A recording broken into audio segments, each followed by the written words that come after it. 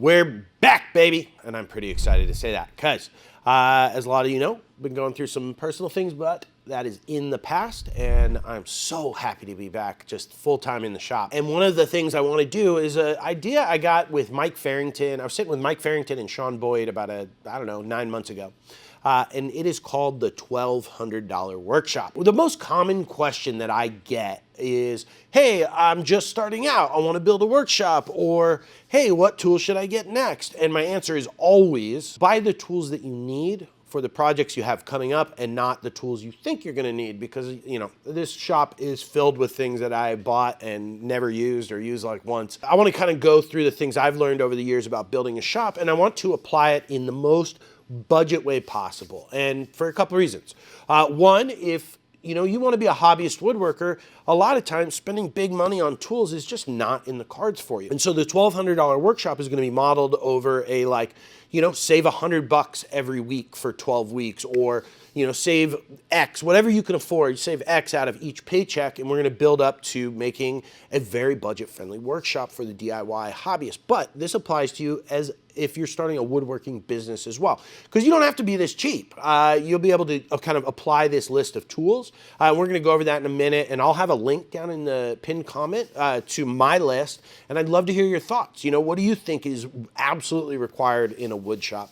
And what tools do you think are absolutely essential? And do you have any ideas for budget-friendly options or places to get them? So here are kind of the rules, parameters, which I made and probably will break from time to time. But we're going to start with the assumption that you have like a basic homeowner's tool set. So let's just call that a drill and driver with some basic bits and a socket set. And the reason we're going to assume that you have those is if you're interested in woodworking, you probably are kind of handy and enjoy working around your house. Also, those tools are absolutely essential in sort of fixing up tools. We're going to be buying a lot of tools used, and we're going to need to check them for square and those kind of things. So you kind of need those tools if you're going to build a shop anyways. And then not included in our budget is going to be consumables. So that's like sandpaper, router bits, saw blades, and we're going to call those cost of doing business. So, those are consumables. They'll be used up over X amount of cuts or projects, and so those you'll have to replace over time. So that'll be part of your ongoing cost of your hobby or your business.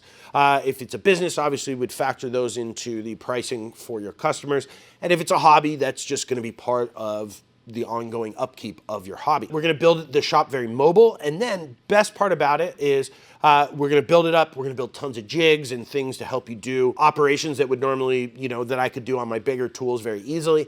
We're going to build jigs for those. We're going to show you how to build those cheaply and quickly. But then, we'll do a couple projects over the next, let's call it 8 to 10 months in the $1,200 workshop, and we'll raffle those projects off for charity. And then at the end of, before next Christmas, I want to raffle off the whole shop. We're going to give away the whole shop, and we'll donate all the proceeds to the Katz-Moses Woodworkers with Disabilities Fund. And I don't know if you saw my Instagram. If you don't follow me, you should go over there. Vlad got his crate. It was one of the coolest things. I got to watch him open it live on WhatsApp.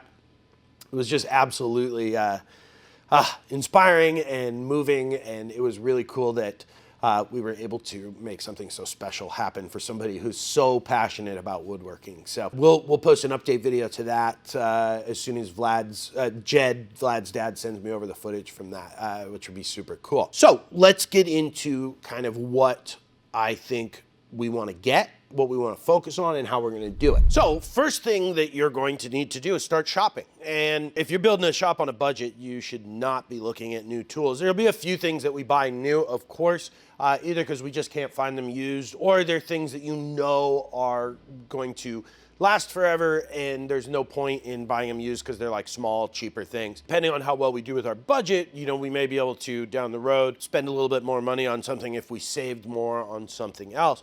The reason we're over here is I wanted to show you this planer. I have a great video, it'll be linked here in the corner, about going to auctions. And that's going to be one of the videos that we do, is we'll talk about how to negotiate used tools, how to go find auctions, whether they're online or in person. Typically a lot of stuff's going to be online nowadays, obviously. But this planer we got for $800. Everybody, 850. 800, 850 on the way. Everybody, 850. Everybody, 850. Sold $800. And I looked it up on eBay the next day, and it was going for $9,000. This is a 24-inch spiral cutter head, 15 horsepower planer. And the only issue with it was the bed that raises and lowers automatically. We just needed to clean the gears and then clean off the bed. It had a little bit of surface rust, but that's super easy to do and happens all the time with cast iron. So a lot of times you'll see a tool that's kind of got some surface rust on the cast iron, and someone who's selling it thinks it's not of value, but really that's so easy to remove with a little bit of vinegar and baking soda.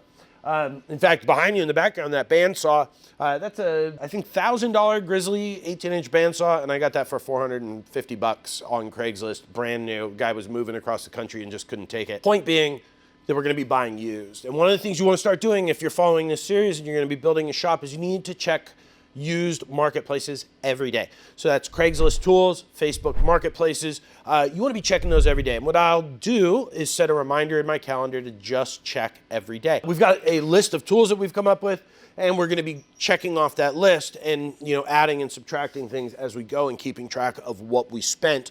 But it's important to be looking for the things on your list because although there's a pretty good order of operations that you want to buy things in. Sometimes if you can score a major deal on something that's a little bit further down the road, it's just better to pull the trigger now. What tools are on our list, you ask? Well, of course, a table saw, a router, a skill saw. A skill saw is probably going to be one of the first things we're looking for because that'll help us make some work holding and jig type stuff from the beginning. We're going to be trying for a bandsaw. We might have to settle for a 90-degree drill guide, some dust collection sort of thing, maybe a shop vac. Jointer is very low on our have-to-have list, but it's certainly on our wish list if something comes up that's a really good deal. Random orbital sander, some hand planes like a block plane, a number 4, a number 7, some chisels, clamps, hand saws like a Ryoba and a Dozuki. Hey, a Katz-Moses dovetail jig makes a great 90-degree crosscut guide. And then we'll add and subtract this list based on our budget, and I really want your input on this.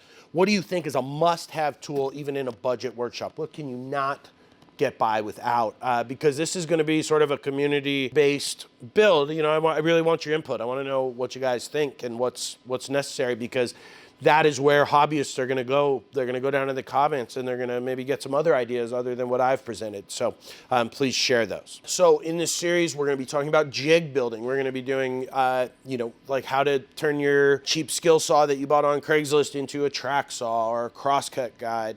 We'll build clamp racks like you see behind us. That was actually one of my first projects ever. And although if you look at it closely, it is terrible. It still works and it still holds like a bajillion clamps and could probably hold a lot more. So that's why I've never remade it is, sometimes if it works, it's awesome. So we'll get into this series. We'll do sort of regular updates as we build our shop out. And then of course we will be giving it away through a raffle to help raise money for my charity. So I look forward to you guys following along and, sort of sharing this journey with you. And I'm so happy to be back. So if I can remember it correctly, I believe it's, if you want to support the channel, head over to the Katz-Moses store, pick up a dovetail jig, a stop block, or an apron. Thanks for watching, guys. Stay safe in the shop.